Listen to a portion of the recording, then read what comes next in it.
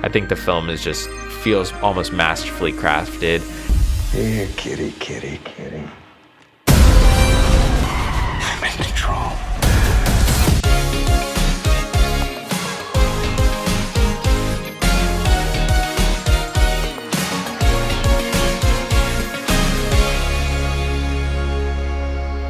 Drive-by movies, you're watching Fresh releases. My name's Blaise. And I am James. And this week we're talking about the brand new film, Strange Darling.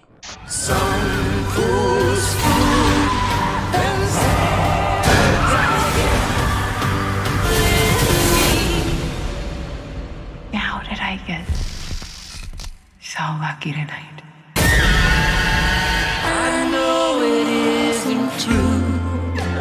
In the new thriller, Strange Darling, nothing is what it seems when a twisted one-night stand spirals into a serial killer's vicious murder spree.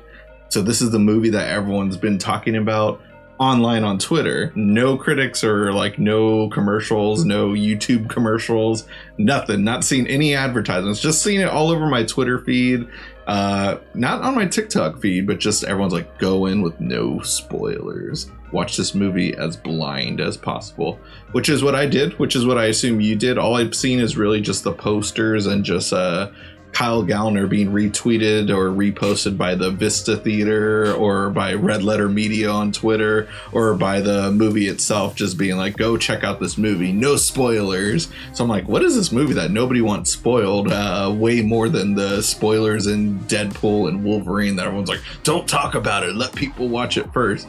And I am so glad I watched it because it's been a long time since I've seen a movie where I was just like, I don't know where this is going. Anytime I made a prediction on what was going to happen, I was like, oh, nope, I was wrong. That's really makes this movie just such a fun watch. What are your initial thoughts coming out of it, Blaise? Yeah, this is one of those movies where I had that same kind of word of mouth. It randomly comes out and then you hear people saying like, oh, I saw it. And you're like, what even movie is that? Like, where do you see that? And I did find a local movie theater that had it, checked it out, I think like a week after release. But yeah, this film definitely is one where you want to kind of go in blind. So just going to preface it, obviously, just go watch the movie. Like, we're going to give it a glowing review, I think, at this point. I'm pretty sure. But yeah, just go check it out. Then come back here, finish our review. But yeah, definitely, this was one where it just blew my kind of socks off. Immediately, once I saw that shot in 35mm, they had me by the balls. It was, no, I'm kidding. I just know a lot of people are like fighting back. A lot of people are like fighting back. At first, so I saw this movie at the Vista, which is owned by Quentin Tarantino. It's known as a 35mm only theater. So when I saw that, I was like, all right, Vista, I know this is in 35mm. Why do we have to see that? But then as I thought about it, I was like, wait, no, that was after the production logos and right before the movie starts. They added that specifically for the weird cinephiles that need to know it's shot in 35mm. But to casual moviegoers, they're probably just like, what the hell? I think what does that mean? I know a lot of people are giving a lot of flack. Like, I've been looking at my Letterboxd reviews, like the people I follow and stuff, and there are people that are like 1.5 stars. Like, I didn't need it. It's like people are like dying on the hill of like, you told me it was shot on 35. Like, I'm gonna give this a negative review, and that's just been cracking me up. Where I'm like, I understand it annoyed people, but I think you have to like step out of the picture for a second and realize like this film probably wasn't easy to make. They were probably just really proud of the fact that they shot it like that. Obviously they're kind of like, they're clearly cinephiles and they appreciate 35. Obviously Christopher Nolan isn't gonna have to put shot in 35 before his movie because we already know it going in, but we don't know who these guys are. I've never seen JT Mollner's name even pop up before, and he has a film already under his belt. So I mean, I'll let it slide. It was a little bit pretentious, but I'm like, dude, they're just really proud. Like, I'll step outside of it for a second and just like at least respect that they got the ability to get that done. Hey, they don't have to tell everyone, but this was literally for us, essentially, like for our type of people, like true cinephiles. I was thinking even recently, we've been watching so many horror films on here, and I'm not getting over horror films. I'm just getting over the state of the industry where the only original movies now are horror films. And Right. I think most horror film fans are people that love all movies. Usually it just ends up being that the most original films are horror films, so then they end up becoming like, oh, I'm only watching like a horror film week to week, it feels like. But I like other stuff too, and I'd like to see some other stuff, but it just seems like we have to keep watching like horror films because they're pushing the envelope on originality, which is cool. I'm glad that they're able to do that, and the genre provides, you know, that playground for filmmakers. But let's get some other stuff that's original as well.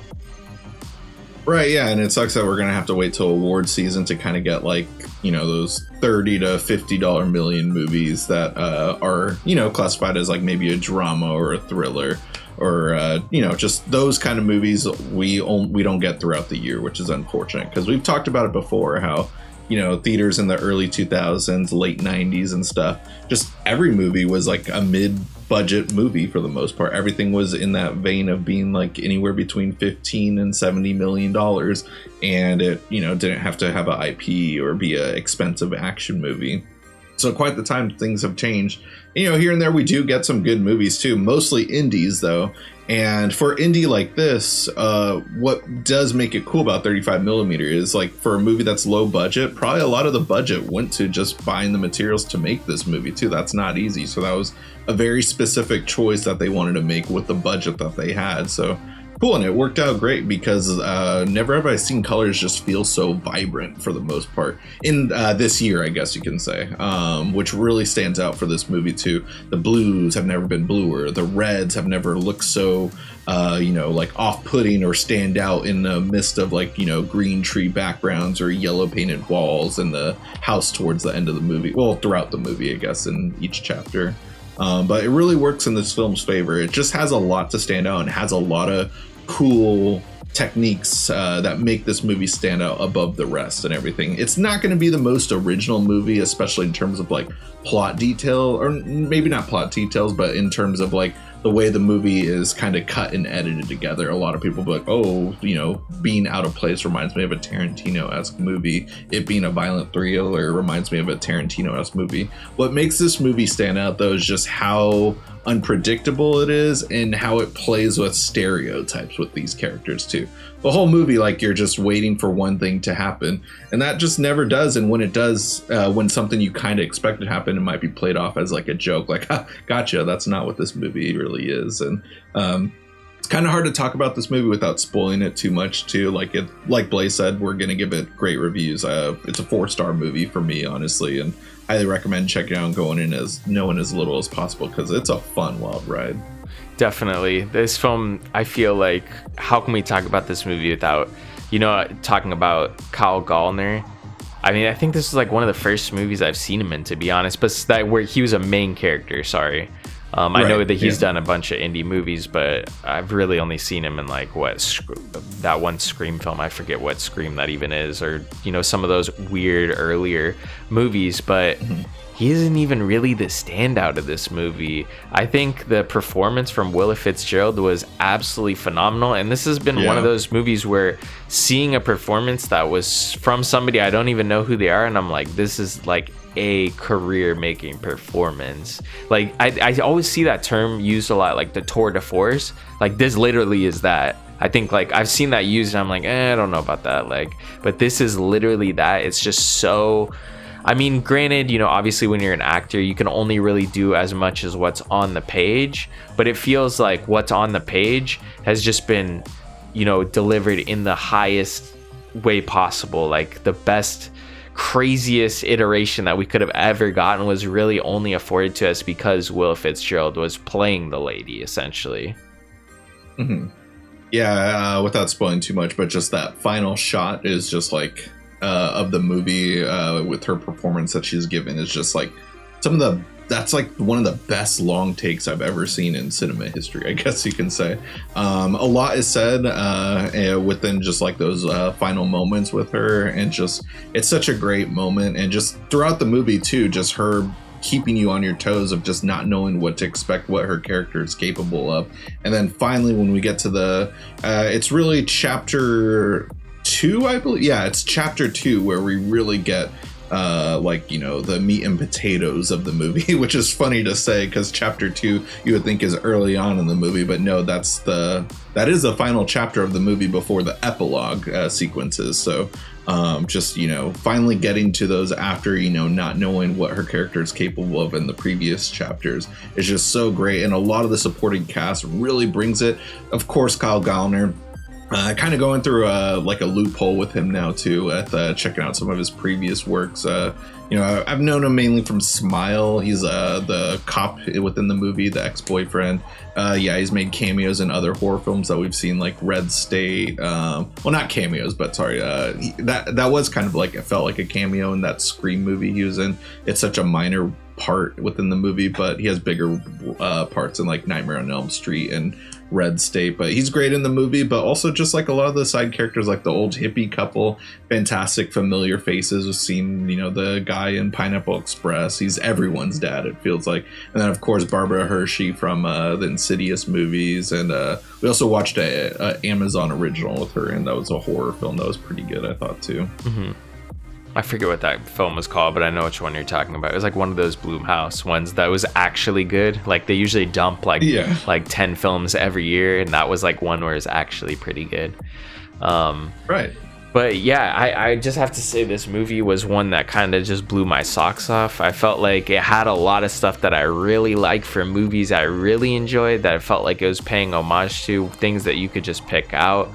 But this was just something where everyone's saying like, don't spoil it. And honestly, I wouldn't even say it spoiled it, but it was just like already getting me kind of annoyed. So this could be like one of those movies where the hype might kill it for a lot of people, to be honest. Sadly, nowadays in the realm of social media, it feels like something can get overhyped for you so easily. 90% of the hype is coming from your phone. It's not coming from word of mouth of actually people telling you. So, you know, right. But I have been preaching this movie to people and giving them that physical word of mouth, you know, saying like, oh, you need to go check this out, because I feel like that definitely rings more true than when you just see some, you know, random people talking about the movie or even trying to spoil it at that point.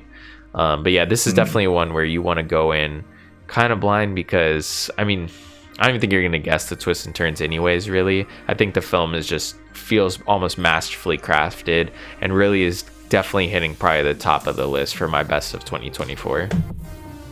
Absolutely, yeah. Like I was my girlfriend and I saw the movie together, and just like, it was just funny how little things I knew at the beginning of the movie, I was like, well, that's going to come back later in the movie, and just how much is thrown at you to make you forget stuff. Like just example, the bear spray, I knew that was going to make a comeback at the end of the movie and stuff too, and it's just like I just completely forgot about it though, with how much is thrown at you.